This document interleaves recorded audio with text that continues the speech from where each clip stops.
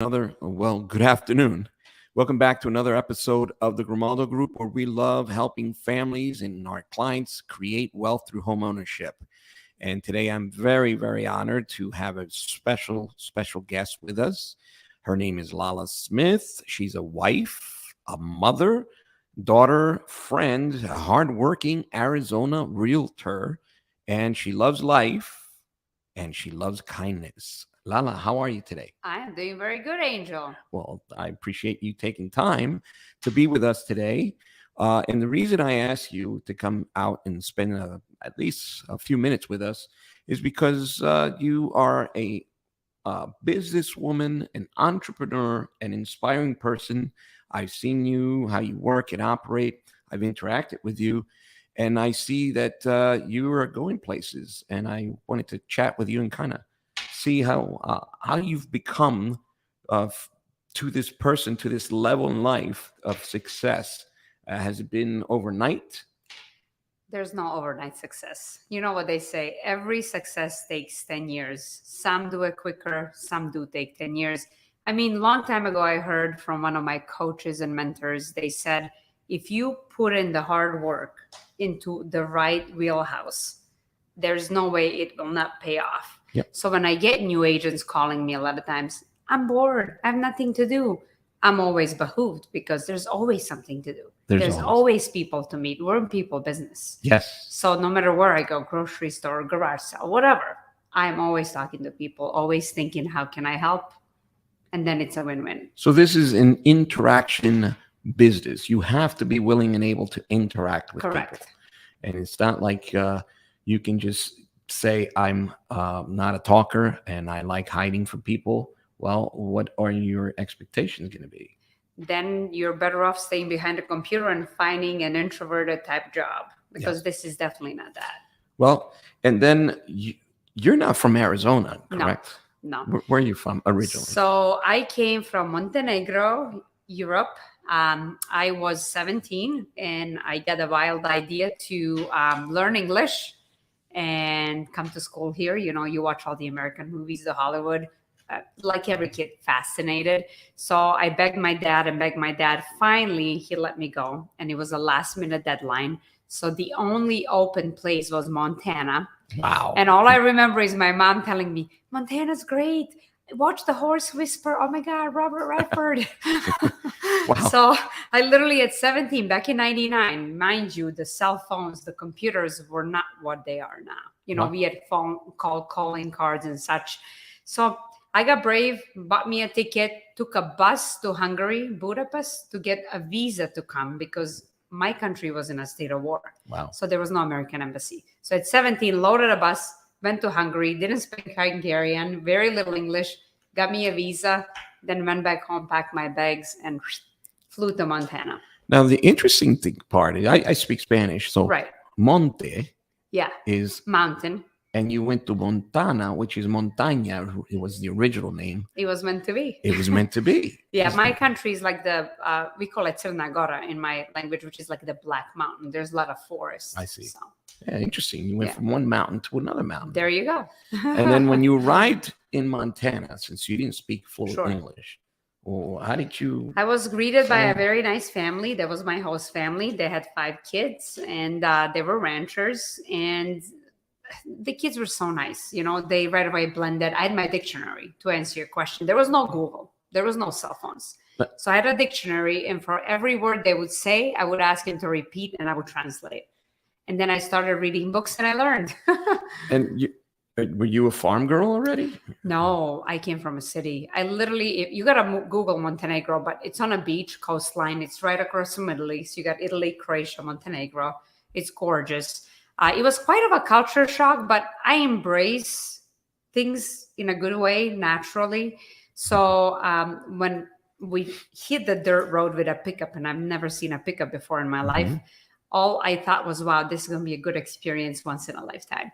And it really was a perfect fit because I really wanted Los Angeles or New York, but that would have been a mistake because the big city would have swallowed me. Yes. I was a little kid at the time. So the family really taught me a lot, and it opened up my mind to how a lot of Americans live, which is out in our rural areas. And now, how long were you in Montana for? I was there for a year and I really liked it. So I begged my dad to pay for my tuition. I was a top 3 students in a class. It was a small class, but I found school really easy. You were picking up English rapidly. Yeah, it was a really easy school.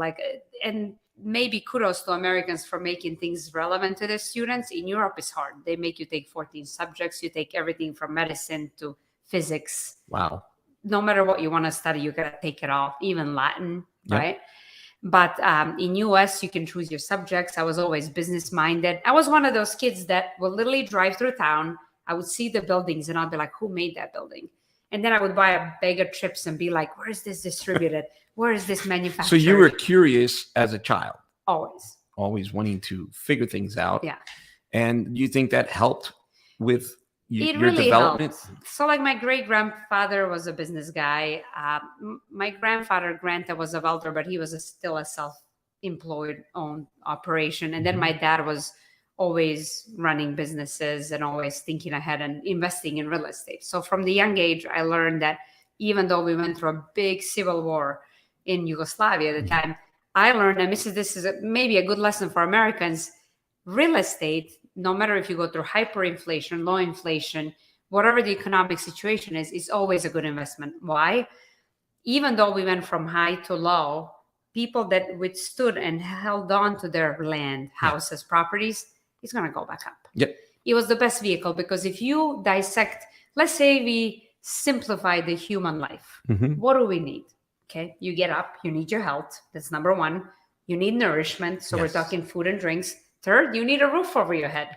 We're never going to be outsourced. Exactly. Somebody's going to need guidance. And the way your customers need you, well, they need you. Why? You got a lot more experience than them because you sell a lot more homes. When you sell a lot of homes, you see many problems and you can coach them and guide them. Hey, you're going to need an inspection.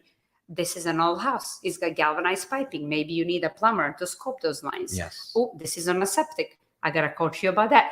So really, truly, I don't feel like no matter what the industry does, we're always going to be relevant. Now, of course, the in any profession, there are going to be those that do the bare minimum, and then there are those that excel, go above and beyond. Right. Which is your case. You've been able to have a great track record Right. and receive many. I don't sleep, Angel. That's right.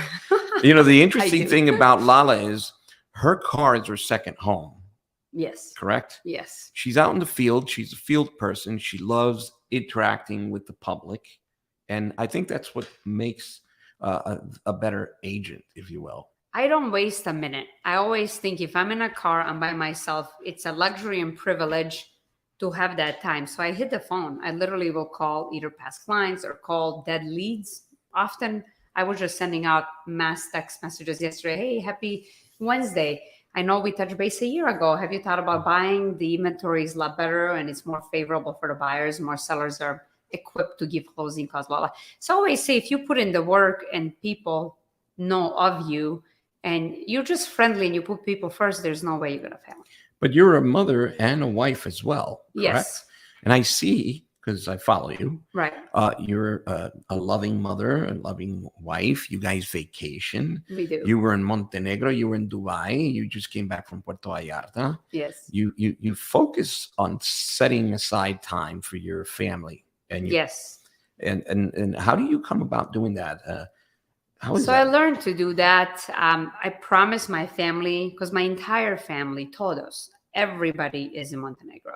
So when my father sent me here, I promised that I would come visit once a year because it is a lot to sacrifice to send your child. So that's always in the back of my mind because family is irreplaceable.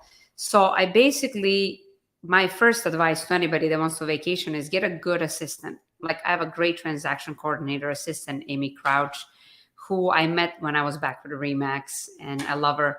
And she's there for me. And then when I leave town, now I have a team. So I have agents that can take on a lot of new clients. But for individual agents, what I used to do, I would make partnership with agents like yourself. And I would say, Angel, I'm going to be gone for month of June and July. If I get any new leads, can we just work out a referral program? Okay. And then that agent would be there for me. And sometimes I would pay agents hourly to run for me, like remove log boxes or so forth. Or so Amy, my assistant, would do it. There is a method to the madness. Absolutely. Awesome. And you know, it's relationships, creativity, and putting things together, Yeah. allowing you the opportunity to travel and do the things that you do with your family. It's easier than ever because I used to close more business than most people in my office when I'm gone. And mainly because your phone still rings. You still get text messages. You still get email. Like I have T-Mobile. It's all free except when you make calls. It's like very inexpensive. But it's doable is what I'm saying to leave town. Now let's go back again in time. Okay. You did go to school in Wyoming. Okay. Yeah. I can never pronounce that correctly. Yeah. So what's the correct pronunciation for the state? Wyoming. Because some people, I think, when they say don't pronounce the last G or something, but that's where you went to school. Yes. So you started in Casper is what I understood. Casper, yes. So my host family in Montana, when I told them I want to further my education, they brought up Casper, Wyoming. We went to tour the school, and there was 2 guys from my home country playing basketball there. You got to be kidding me. And I was like, oh my God, I feel at home. I have somebody to talk to. I was very homesick. I talked to my mom maybe twice a year. So how old were you at the time? I was just turning 18. Wow. Very young. Yeah.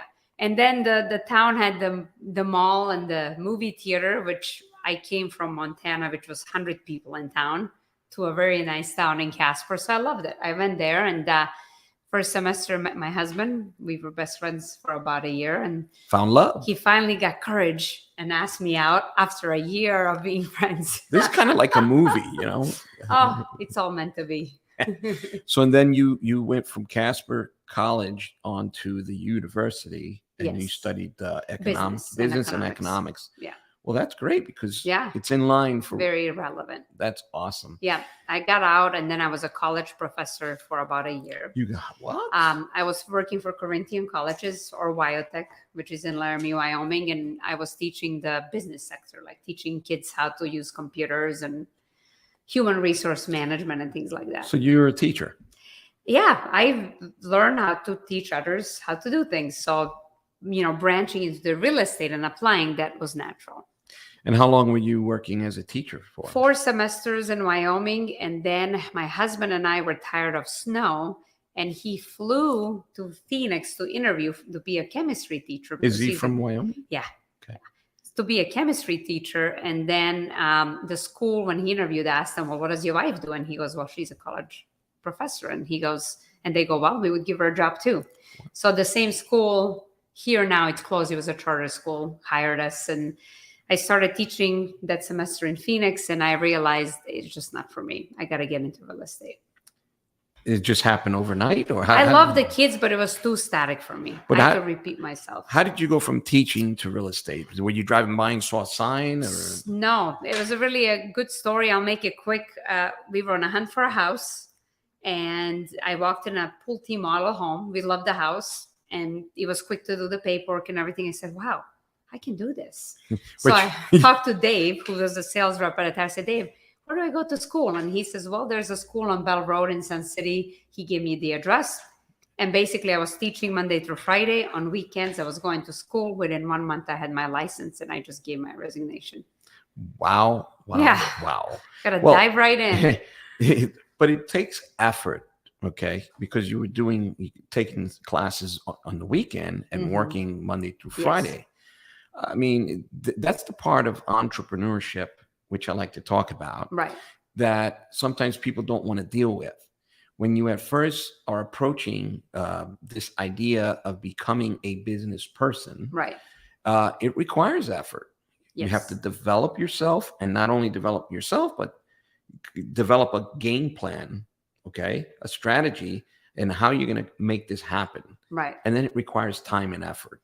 The desire, the drive, and then the time comes along. It was really the burning desire. Oh, wow, I want to be a businesswoman. So you got to be hungry. 100% all the time. Never lose that. And then your husband was okay with this idea? He was. Kyle, I could not wish. I wish for everybody to find what I found. He's really a best friend. Well, my wife did. Yeah, there you go. Good. High five. He's my best friend, and vice versa. Like Kyle, he was a chemistry teacher, then a nurse, and then he got tired of hospital. So I told him, quit, do what you want to do. And then we have a wine company that he runs. Long story short. You gotta be kidding me. So, I'm a wino. Yeah. So he has his real estate license and he's in business with me now. Been 8 years now. So I'm very encouraging of each other's goals because I believe in us. I believe in people.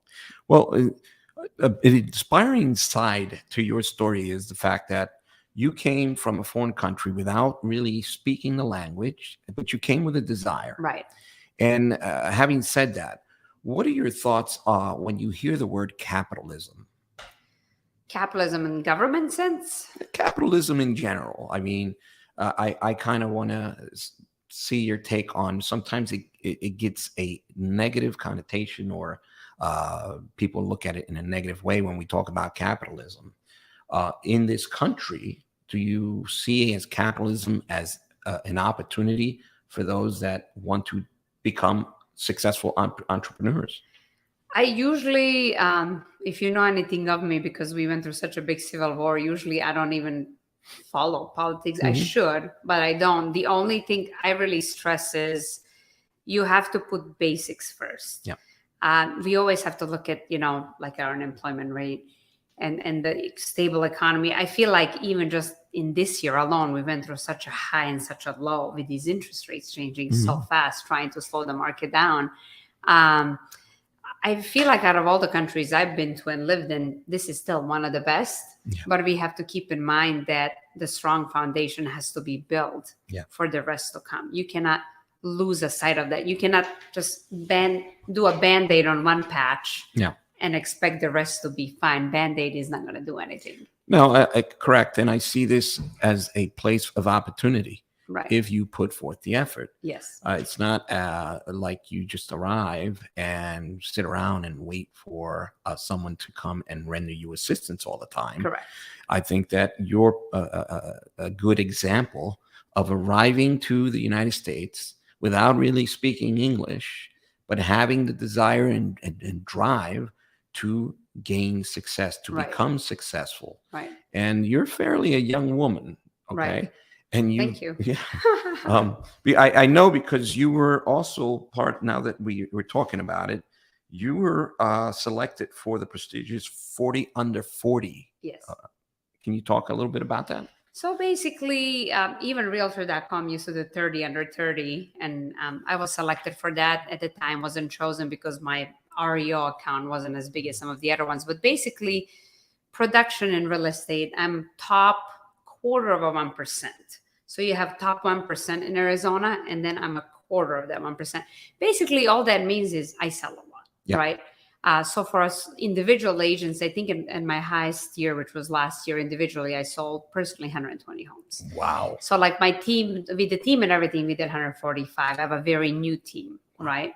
Because not until I just recently switched, as you know, companies from, I was with Remax almost 2 decades, just switched to EXP. They encouraged me to leverage myself, start a team, and teach others to do what I've done. That way I can have more freedom to grow. Awesome. So now we're more like business owners, right? Because we have a part in a company where we can grow and feel like it's our business. So that has helped me. But yes, 40 under 40 was basically based on our production. Awesome. Well, I congratulate you. Thank you. But you were also nominated for Woman of the Year. Yes. That's awesome. I mean, I tried to. So when I was with Remax, I donated out of every one of my checks to Phoenix Children's Hospital. Now I'm helping women in need that, basically like a women's shelter where they have nowhere to go or nobody to turn to with their children. So I do have that philanthropic side to help. I've seen that. And customer service, I really care about my clients. Like I always put my client, I love them as much as I love my family. And you know this, when somebody buys a home, they become a part of your family. And you have to follow up with them, and you need to be there to guide them in the right direction and context. And houses is the most complex purchase you're going to get. I mean, you get those. I was just telling somebody I hate when it rains. Yeah. Because those phone calls we get the next day, because everybody buys a house, let's say, in December. We don't get the rain till about June, and then you get those phone calls and you're like, oh my goodness, I did not see there's a pinhole size on the roof that's going to trickle some water down the attic. Yes, the phone calls do come in. It's a life-changing event to purchase a property, and nonetheless, it's one that I feel is very important for a family. Much better than paying rent. Yes. Now, of course, there's the other side to real estate, and I'm sure you're involved with, is investing in real Yes. estate. I started very young with that. I was fortunate to invest when we had short sales foreclosures. So the portfolio is quite large. We have long-term rentals and Airbnbs. And then once in a blue moon, I'll buy wholesales and flip them when I get bored, so to speak. So how many doors do you have, if you will? 16. 16 doors. That's awesome. So you're always talking about real estate, because I've heard you, but yet, you still know how to have fun. Right. You go out there and it's not like you're a slave to yourself. Correct. And it's managing time as best as possible Yes. to allow yourself a life and be effective as an entrepreneur, as a businesswoman. Yes. And I like emphasizing businesswoman because, I have a daughter, I have nieces and so on, and we live in this country that is not just focused on men growing in business. And you're a prime example. And in real estate, women are just Dominating. dominating. I'm a minority. And a good minority. Well, thank you. But, I look up to people such as yourself. It's very inspiring. And I kind of wanted to mention the fact that you did mention your team is a top producer 1% club. Yeah. Is that something you want to continue to expand, I assume? Absolutely. I mean, and it's not just about it's nice to be recognized and have rewards. And maybe sometimes I brag too much online about that, but it's fun to tell my clients, hey, we've done something right. We achieved this. It's just that relevation of people like you, they refer you, and those referrals are worth gold. But another thing, even for new agents that help me, is getting involved in conventions, for example, like even going to Brian Buffini or Tom Ferry or like our company convention. You meet agents from other states. And again, goes back to relationships. You meet Mary from Canada. Now Mary knows a good agent in, Phoenix, Scottsdale, Peoria. And I've gotten referrals over the years that way too. So I've always, and it used to be more difficult when I got into the business because you had to hunt for information. Yes. There was no YouTube. So I always would pick high producers' brains. Where is most of your lead flow coming right now? Yeah. Right. And that's how I, for example, started using Zillow and Trulia back in 2009. Mm-hmm. I've been with them a long time. Wow. Right. Because I saw a lot of agents it was like Yellow Pages back in the day, and still really is. So it really, for a young agent, they really have to get connected, involved, and do the research. Where can they meet people? Is it the open house? Is it door hangers? You can go more traditional route, or you can get innovative and hire somebody to do your Google page, put you up on top of Google. And you need to be in front of people's faces. And then some people succeed at TikTok. Yeah. I've still yet to open an account. Well, soon. What would you tell a person that is not even licensed and is contemplating the idea of becoming a realtor? What would be your best advice for this person? Life-changing. Here's why. Let's say you're like, oh my goodness, Lala's so talkative, outgoing. She's amazing. Listen, you can be the biggest introvert and make money. How? You get a license. Let's say you decide you don't want to sell. You can refer that somebody to Angel and get paid a quarter of Angel's commission just for referring them. Thank you. Second thing is you can do property management. You can get into commercial real estate. Yes. You can just invest and list your properties yourself so you save. You can literally, the referral would be the best way because then you can refer all in the United States. So I have one young gentleman who's very good at marketing, very good at computers. So he generated a lead system through his website, and he will literally refer all throughout the United States these leads and get a referral back. And he lives off of that. He makes a nice 6-figure just off of referrals. From that license? Yes. So the license is really a multi-dimensional license. People can use it any way possible. And then we have people in our company, you're in the same company as me, that literally just have a license to build a company and have a residual off of, having a company and coaching and training other agents. That's awesome. Yeah. Now, a question that I like asking is, if you were talking to yourself, let's go back maybe when you were 15, 16, 17, what advice would you give yourself? I honestly wouldn't change much. I'm very blessed that I would not change much. Maybe earlier in my real estate, I would have hired an assistant sooner and put the right systems in place, like CRMs. Took me almost more than 10 years to hire an assistant and have a CRM. Wow. Which was because I was always like, I just gotta spend time on the phone and talk to people. So maybe putting better systems in a place and not being afraid to get involved with higher producers, because when you're new, you're very intimidated. I even remember back in the day seeing Russell Shaw's commercials going, oh my God, he's everything, like this guy knows real estate. But then you meet him and he's so humble and very willing to share information. Yeah. So I would maybe be a little more fearless with talking to higher producers and then also putting the right systems in place. Well, you mentioned conventions, and conventions require you to hop on a plane, travel, and stay at a hotel. But it allows, like you were saying, the opportunity to interact with so many other agents, many of which are top rated. Right. And you learn. And life-changing. You learn to earn. Life-changing. On top of learning, every evening we do something fun too. So you work hard, you play hard, but it's a write-off. Yeah. But more than anything, it's education. And again, back to relationships. Networking. Exactly. Yes. I mean, as you know, I've only been a realtor for 2 years. Right. I just renewed my license the other day. And so it was my anniversary not too long ago. And I've been blessed. Thank you. I've been blessed to, for example, I'm with Juan, the Grimaldo Group, and he's my mentor. I pick his brain. He allows me to pick his brain. There's already an infrastructure in place that I can plug into. Right. And that has been extremely helpful. So if you're a new agent or considering becoming a new agent and getting your license, it's ideal for you to consider plugging into a proactive group with 100%. A person that is a good leader. Yes, 100%. So many people make a mistake of flying solo like I did. I did not know about teams back in the day. Nobody taught me that, right? But so many people say, well, I want to keep 100% of my commission. Well, that's great. If you keep 100% of 1%, or you keep, let's say, 50% of 100%, you're going to earn a lot more by being on a team just from knowledge. Yeah, split your commission for a little bit, but you're going to gain so much knowledge that money can't buy it. Oh, yeah, definitely. I mean, there's really no ion in team, right? Right. The word team. So I've heard that used before, and it's really true. And so, again, this is Lala Smith. She is a top-rated realtor and businesswoman, entrepreneur, mother, wife, and world traveler. Mm. And I really thank you for having been taking the time to be with us here today. Do you have any last words for our public? Last words.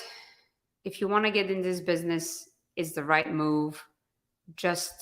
You got to fill your day with activities. If you're not doing something productive or talking to few people a day, it's not going to go anywhere. So just put in the work. And good. I was, for example, this morning, I almost didn't make it to the gym. I woke up late and I almost convinced myself to not go to the gym, but thankfully I did. And, we talk about interacting. There's some people that tell me, dude, why do you always wear the same polo? Well, it's not the same polo. I have several and they do get washed and so on.